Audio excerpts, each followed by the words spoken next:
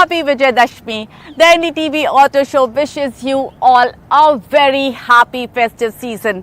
We have got a packed show for you today. Let's look at what's on the show. We compare Maruti Suzuki Swift and Toyota Glanza.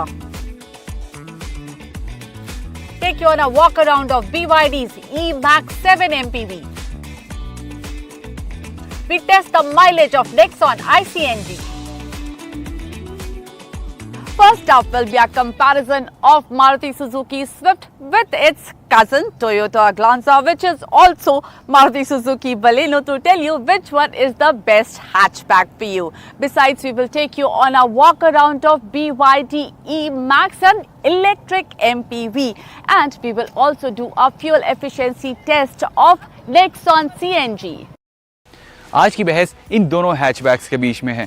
Blue corner में है नई Maruti Suzuki Swift, red corner में है Toyota Glanza. Of course we know it's based on the Maruti Suzuki Baleno. अब ये दोनों गाड़ियाँ थोड़े अलग अलग सेगमेंट्स को बिलोंग करती है, लेकिन इनकी जो प्राइसिंग है वो कई जगह पर ओवरलैप होती है और इस वजह से बायर्स के बीच में कन्फ्यूजन बना रहता है।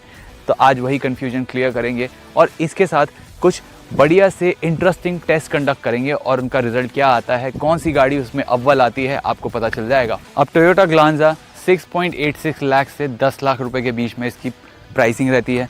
यहाँ पर जो स्विफ्ट है 6.49 लाख से 9.6 लाख के बीच में इसकी प्राइसिंग रहती है। लेंथ, विड्थ और व्हील बेस में ग्लांजा आगे है और हाइट में स्विफ्ट। अब करते हैं बूट स्पेस की बात। टोयोटा ग्लांजा में आपको मिलती है 318 लीटर्स की बूट स्पेस और यहाँ पर आप देखोगे ये जो लोडिंग लिप है काफ़ी ज़्यादा ऊंचा है, तो सामान आपको ऐसे हॉइस्ट करके अंदर डालना पड़ेगा, थोड़ी ज़्यादा दिक्कत होगी। लेकिन यहाँ पर स्पेस आपको काफ़ी यूनिफॉर्म मिलती है, डीप मिलती है, तो सामान आपका अच्छा खासा आ जाएगा। 60-40 स्प्लिट आपको मिल जाता है। फिर आते हैं स्विफ्ट की तरफ। यहाँ पर आपको 265 लीटर की स्पेस मिलती है।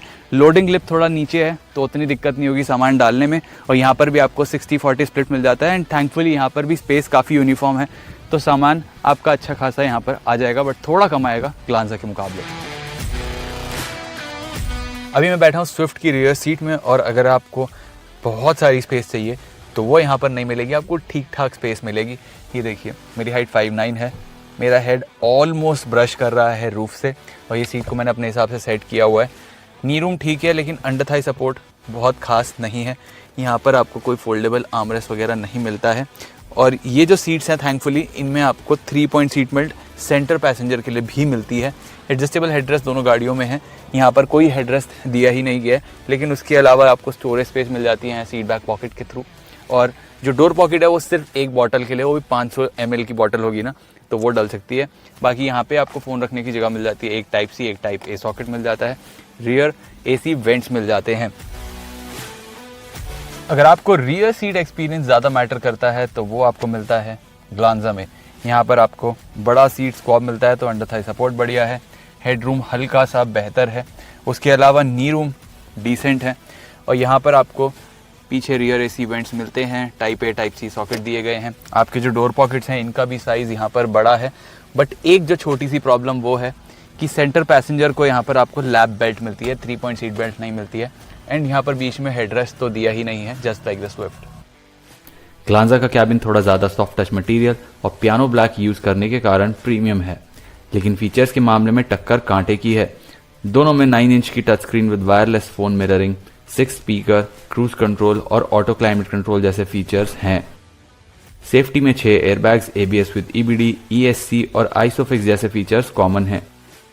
ग्लांजा में head up display, central armrest, telescopic steering wheel और 360 डिग्री पार्किंग कैमरा जैसे एक्स्ट्रा फीचर्स आते हैं। ड्राइव स्टार्ट करने से पहले एक वाइब्रेशन टेस्ट करते हैं। दोनों कार स्टार्ट करेंगे और एक पानी का कप रखेंगे, देखते हैं किसका कप छलकता है। पहले बलेनो, इसमें आइडल पर कुछ भी नहीं हुआ, फिर रेव करने पर भी पानी का ग्लास फुल रहा। अब चलिए स्विफ्ट के 3 सिलेंडर इंजन की रिफाइनमेंट देखते हैं। सरप्राइजिंगली स्टार्टअप पे हल्की सी वाइब्रेशन हुई और सेटल हो गई।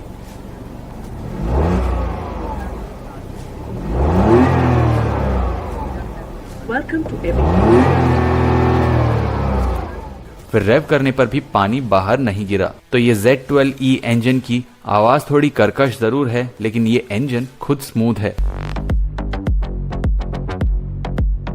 अब यहाँ पर आपको वही सिमिलर कैपेसिटी का 1.2 लीटर का इंजन तो ज़रूर मिलता है, लेकिन यहाँ पर एक सिलेंडर कम है और साथ में पावर और टॉर्क आउटपुट भी कम है, 82 हॉर्स पावर।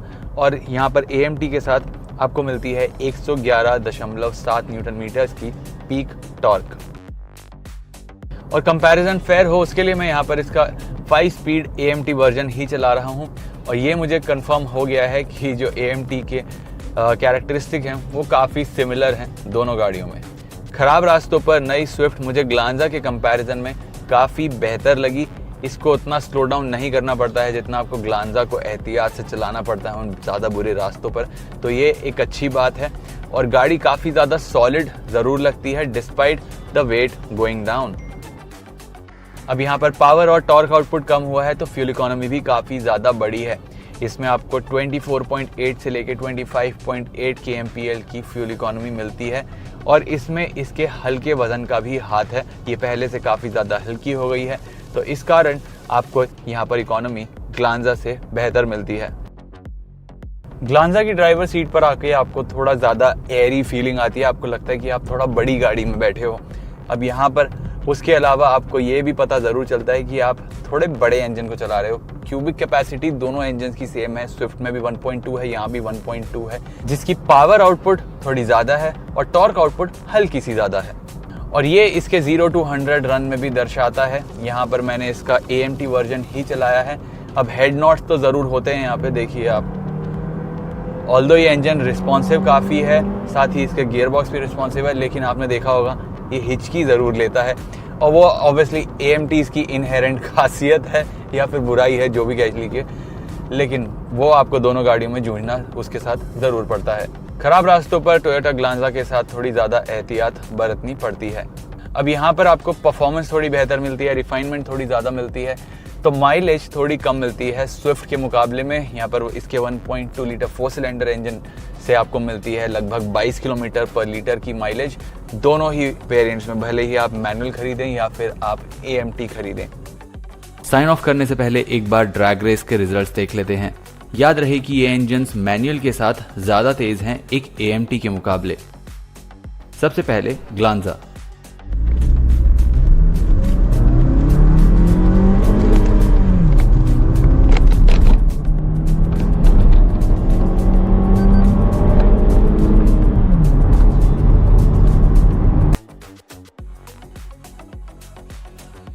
अब देखते हैं नई स्विफ्ट आखिर कितनी स्विफ्ट है।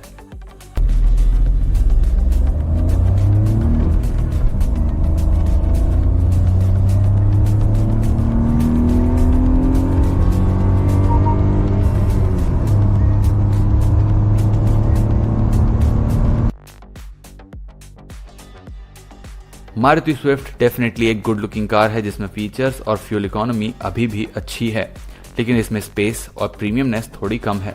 इसके मुकाबले ग्लांजा एक बेहतर विकल्प साबित होती है क्योंकि एक्स्ट्रा आराम और स्पेस के साथ फीचर्स भी ज़्यादा आते हैं और तो और कीमत में भी ज़्यादा फर्क नहीं है, तो बजट थोड़ा बढ़ाएं और ग्लांजा की तरफ ही जाएं।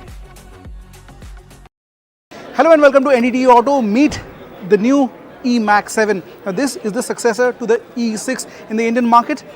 It's been launched at the price of 26 lakh rupees, 90,000 ex-showroom. You get two trims.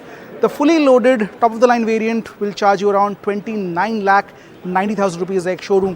अब इसका एक अफोर्डेबल छोटा बैटरी पैक ऑप्शन भारतीय बाजार में उतार दिया गया है। फीचर्स में रिविजन किए गए हैं, थर्ड रो ऑफ सीटिंग जोड़ दिया गया है, ADAS फीचर्स अब मिल जाएंगे इस गाड़ी के साथ और कुछ slight design changes. The lights are all LED. The internals have been changed slightly. Face पहले जैसा ही है बरकरार। यहाँ पे आपको फ्लश टाइप का एयरडैम डिज़ाइन दिख जाएगा। Also this very satin finish BYD logo on top. Total 4 colour option में आपको ये गाड़ी मिल जाएगी और अब इसमें ADAS फंक्शनैलिटी आ चुका है with 360 degree camera. Side profile में बहुत ज़्यादा चेंज नहीं हुआ है। आपको रूफ रेल दिख जाएंगे, कॉन्ट्रास्टी कलर में अच्छे लग रहे हैं। 17 इंच के अलॉय व्हील्स, नए डिज़ाइन के साथ आते हैं। टेल लैम्प डिज़ाइन चेंज हो चुका है, दीज आर ऑल LED। बीच में थोड़ा सा क्रोम स्ट्रिप भी देख सकते हैं, स्किड प्लेट भी थोड़ा सा चेंज, लेकिन 3 रोज होने की वजह से बूट स्पेस में बहुत ज़्यादा चेंज हुआ है। This is 180 litres with all 3 rows up.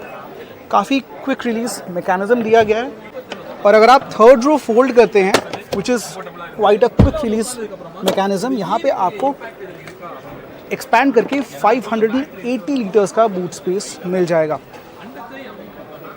Also you gate electric tailgate with a E-Max 7 now.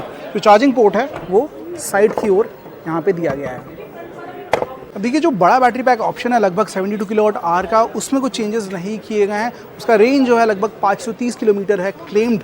एक छोटा बैटरी पैक ऑप्शन जोड़ दिया गया है जिसकी जो कैपेसिटी है इज़ अराउंड 55 किलोवाट आवर, और उसका जो क्लेम्ड रेंज है that is around 420 kilometres to a single charge. लेकिन दोनों बैटरी पैक के साथ डिफरेंट मोटर ऑप्शंस का आपको यहाँ पे चॉइस मिल जाएगा। जो बड़ा बैटरी पैक है वहाँ पे लगभग 150 किलोवाट का मोटर दिया गया है विच इज़ रफली अराउंड 201 हॉर्स पावर, और जो छोटा बैटरी पैक है वहाँ पे आपको लगभग 120 किलोवाट का मोटर मिल जाएगा which is again around 163 break horse power. अब देखिए, दोनों मोटर को अगर पहले से कंपेयर करें, दीज आर स्टेप अप। पहले जो मोटर आता था that was around 95 horsepower, so there is an increment in performance जो शायद हम चलाने के वक्त आपको और बेहतर बता पाए। 6 airbags are standard and also you get ADAS features with the car now.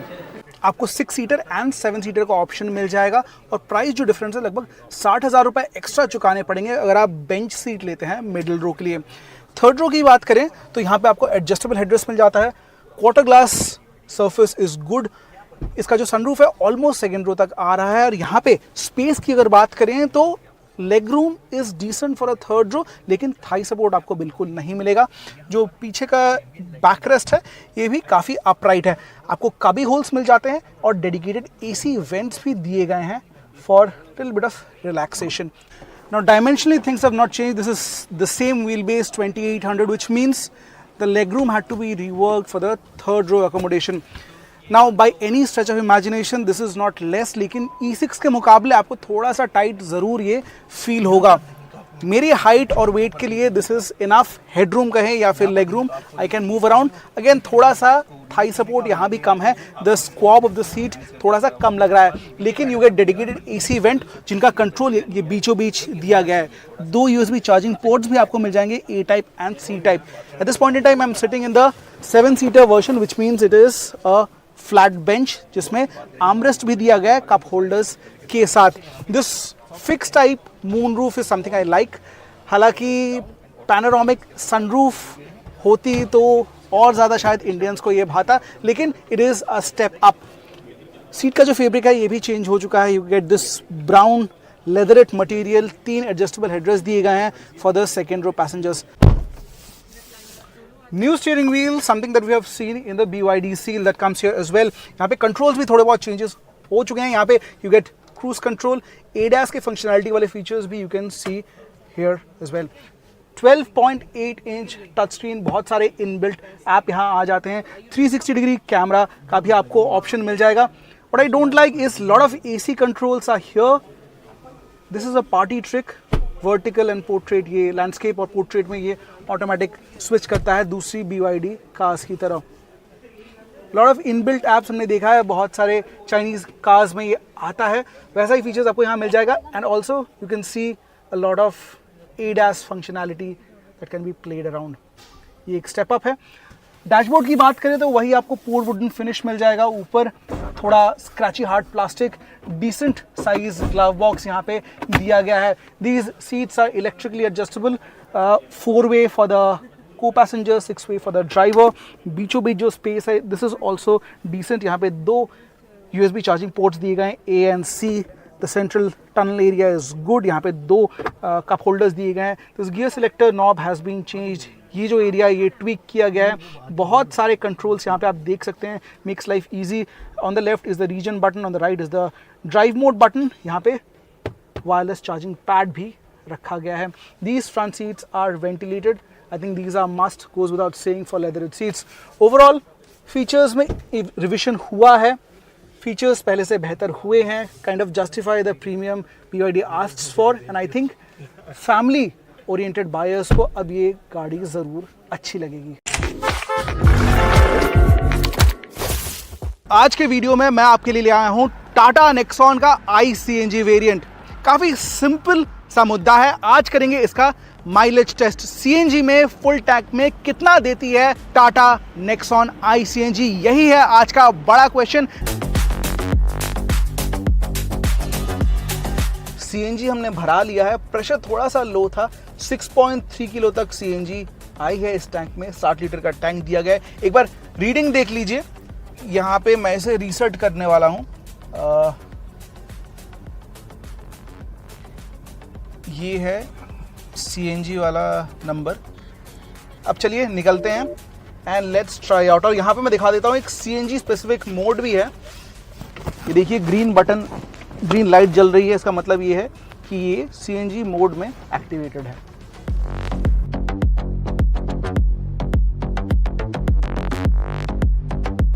सुबह से हमने 40 किलोमीटर कवर कर लिया है। देखिए दिन कुछ ऐसा है कि मेरे सामने अल्ट्रॉस सीएनजी जा रही है और उसके आगे चल रही है पंच सीएनजी। यही कहना चाहूँगा कि टाटा का जो पोर्टफोलियो है काफ़ी बढ़ा चढ़ा दिख रहा है सीएनजी के साथ, और क्यों ना हो सेल्स में ये बहुत ज़्यादा मदद कर रही है कंपनी को। इस नेक्सॉन सीएनजी की बात करें तो पावर आउटपुट 1.2 लीटर इंजन से है, कुछ 100 PS मतलब 20 यूनिट की कटौती हुई है compare to the petrol variant, लेकिन टॉर्क 170 न्यूटन मीटर का बरकरार रखा गया है। और इसका जो परिणाम है ये मुझे हाईवे पे दिख रहा है। एफर्टलेस क्रूजिंग, मैं बहुत देर से 100 की स्पीड पे चला रहा हूँ, कोई भी दिक्कत नहीं हो रही। It is not feeling out of power. मैं यही कहना चाहूँगा, टर्बो चार्जर प्लस सीएनजी हम मार्केट में पहली बार देख रहे हैं। एप्रीहेंशन ज़रूर रहेंगे, लेकिन हाईवे पे क्रूजिंग एबिलिटी मतलब स्पीड को मेंटेन करके चलने की जो कैपेबिलिटी है वो नेक्सॉन सीएनजी में ज़रूर दिख रही है।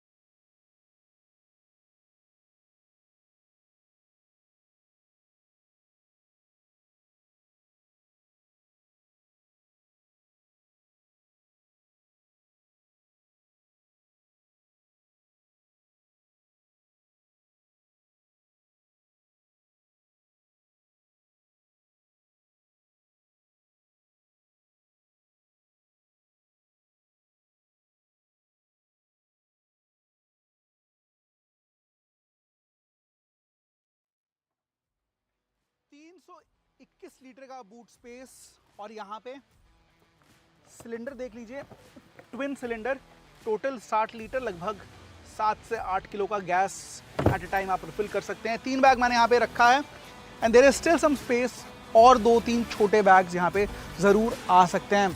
और यही टाटा मोटर्स को एज दे रहा है over it's rivals. Twin cylinder technology, और सबसे बड़ी टक्कर इस गाड़ी के लिए चुनौती है ब्रेजा और फ्रॉन्ग्स की तरफ से। नेक्सॉन एज यू नो काफ़ी सॉलिड गाड़ी है, 5 स्टार क्रैश टेस्ट रेटेड गाड़ी है। बॉडी शेल तो वही है सीएनजी के साथ, और यहाँ पे आपको वही भरोसा मिल जाएगा टाटा के सेफ्टी का। 6 एयरबैग्स स्टैंडर्ड रखे गए हैं, इलेक्ट्रॉनिक स्टेबिलिटी प्रोग्राम भी स्टैंडर्ड रखा गया है। टॉप स्पेक वेरिएंट में कुछ फीचर्स एक्स्ट्रा मिल जाते हैं, जैसे कि 360 डिग्री कैमरा आ चुका है, आपको ऑटोमेटिक लाइट्स मिल जाएंगे, ऑटो डिमिंग IRVM और टायर प्रेशर मॉनिटरिंग सिस्टम जैसे फीचर्स भी मिल जाते हैं। और सीएनजी वेरिएंट में भी कुछ सेफ्टी फीचर्स एक्स्ट्रा है, जैसे कि ऑटो कट ऑफ, अगर आपका फ्लैप खुला रह जाता है सीएनजी का तो यहाँ पे पहले वार्निंग देगी, गाड़ी ऑन होने से पहले आपको बार बार बीप करके आगाह करेगी। सेफ्टी के हिसाब से इट्स राइट ऑन टॉप। कुछ चीज़ें सीएनजी वेरिएंट में अलग दिखेंगी, जैसे कि इसकी जो राइड क्वालिटी है नॉर्मल पेट्रोल डीजल से थोड़ी अलग है, थोड़ी और ज़्यादा ग्राउंडेड और ज़्यादा चिपक के चल रही है। इसकी वजह एक्स्ट्रा वेट हो सकता है सिलेंडर्स के लिए, लगभग 100 से 120 किलो ओवरऑल गाड़ी का वजन बढ़ चुका है। और राइड क्वालिटी पहले के मुकाबले और ज़्यादा सॉर्टेड और ज़्यादा संभली हुई लग रही है। इवन ओवर बैड रोड्स काफ़ी आराम से ये निकल जाती है, आपको बिल्कुल केबिन के अंदर फील नहीं होता। लेकिन स्लो मूविंग ट्रैफिक में जब आप एक्सेलरेट करते हैं, केबिन नॉइज़ थोड़ा ज़्यादा है। सीएनजी कारण हो सकता है, क्योंकि जब आप रेव करते हैं टर्बो पेट्रोल इंजन को 2.5 3000 RPM पे, तो वहाँ पे जो CNG के लिए साउंड आ रहा है वो थोड़ा सा आपको ज़रूर एनॉय करेगा केबिन के अंदर। कॉरेस्पॉन्डिंग पेट्रोल ट्रिम से कंपेयर करें तो CNG के लिए आपको 1 लाख रुपए एक्स्ट्रा देने पड़ेंगे, लेकिन if you are buying this car you will not feel left out, क्योंकि अगर आप ऊपर वाले वेरिएंट्स की तरह जाते हैं like the one this top spec variant, तो फीचर्स मिल जाएंगे जैसे आपको पेट्रोल डीजल मिलता है। You get a panoramic sunroof, वही सेम नया टच स्क्रीन मिल जाएगा। इनफैक्ट ड्राइवर का डिस्प्ले भी यहाँ पे फुली डिजिटल दिया गया है। This black thing might not be to everyone's liking, लेकिन यहाँ पे फ्रंट सीट्स लेदरेट दिए गए हैं। These are also ventilation support के साथ आते हैं। पीछे भी ओवरऑल जो थीम है काफ़ी स्पोर्टी बनाने की कोशिश की है ब्लैक के साथ। Visibility is really good from the driver seat. A pillars हालांकि थोड़े से ज़्यादा ही चौड़े हैं। ओवरऑल फीचर्स ढेर सारे मिल जाते हैं। आपको एयर प्यूरीफायर मिल जाएगा, वायरलेस चार्जिंग पैड भी मिल जाएगा, ऑटो डिमिंग IRVM जैसे फीचर दिए गए हैं। Nexon has really come up the ranks in terms of feature. थोड़े टेक्निकल ग्लिचेस ज़रूर फेस करते हैं consumers and Tata says it is improving with time. CNG के हिसाब से यहाँ पे 2 चेंजेस आप देख सकते हैं। CNG का एक यहाँ पे बटन दिया गया है which toggles between petrol and CNG mode, और डिजिटल इंस्ट्रूमेंट क्लस्टर में आपको एक CNG डेडिकेटेड स्क्रीन मिल जाएगा जहाँ पे आपको CNG के इंफॉर्मेशन दिख जाएंगे, कितना आपने चलाया है। हमने 115 किलोमीटर से अधिक इस गाड़ी को चला लिया है CNG मोड में। You can see the CNG bar on the left, it's almost 1/4 remaining. Company जो क्लेम करती है that is 24 kilometres to a kilo of CNG gas. देखते हैं आज हमारा औसत क्या रहता है। अब देखिए, पहली बार इंडस्ट्री में, the first time around where an OEM, a manufacturer is trying out CNG with a turbo petrol engine, और यहाँ पे काफ़ी एप्रीहेंशंस पहले रह चुके हैं। जनरली नेचुरली एस्पिरेटेड इंजन के साथ हम देखते हैं CNG किट, चाहे OEM का हो या फिर फैक्ट्री फिटेड, जनरली प्रेफर करते हैं लोग, और and also after market accessory, क्योंकि रीजंस कुछ हैं। एक तो प्रोसेस कॉम्प्लेक्स हो जाता है जब आप टर्बो पेट्रोल इंजन के साथ CNG को फिट करने की कोशिश करते हैं। एंटायर फ्यूल रीमैपिंग करना पड़ता है, ECU में तब्दीलियाँ करनी पड़ती हैं, and Tata has done all those things. आज जो मेरा इनिशियल इम्प्रेशन है वो काफ़ी सुलझा हुआ है। I think the power and torque in CNG mode आपको एडिक्वेट दिखेगा। आउटराइट एक्सीलरेशन की बात करें तो ऑब्वियसली पेट्रोल नॉर्मल जो टर्बो इंजन आता है उससे तो थोड़ा कम ज़रूर आपको महसूस होगा, लेकिन बाय एनी मीन्स आपको ये स्लो फील नहीं होगी, आपको स्लगिश फील नहीं होगी। अगर आप 4 लोग फुल साइज़ इस गाड़ी में ट्रैवल करते हैं, गाड़ी आराम से 100-110 पे क्रूज़ कर सकती है। शहरी ट्रैफिक में भी ओवरटेक करना कोई इसके लिए दिक्कत नहीं पैदा करेगा। और देखिए, जो इसकी सीधी दावेदार है, कॉम्पिटिटर है ब्रेजा में भी 1.5 लीटर का नेचुरली एस्पिरेटेड इंजन आता है, लेकिन उसका जो CNG में आउटपुट है इससे काफ़ी कम है। लगभग 83 PS की पावर बनाती है ब्रेजा CNG मोड में, जबकि यहाँ पे आपको दिख जाएगा 100 PS आउटपुट इन CNG मोड। दोस्तों, पूरे दिन हमने नेक्सॉन CNG चलाया, अब ये ब्लिंक होना शुरू हो चुका है। 149.7 किलोमीटर्स की आज हमने ड्राइव पूरी की है, तो चलिए कैलकुलेट करते हैं। 149.7 और जो हमने CNG बढ़ाया था वो 6.3 किलोग्राम था, तो आज का औसत आया है 23.76 किलोमीटर पर kg। So how did you like the show today? Do give us your feedback on our YouTube channel NDTV Auto. You can also join us on our various social media handles. Till we meet again, drive safe, take care, see you soon.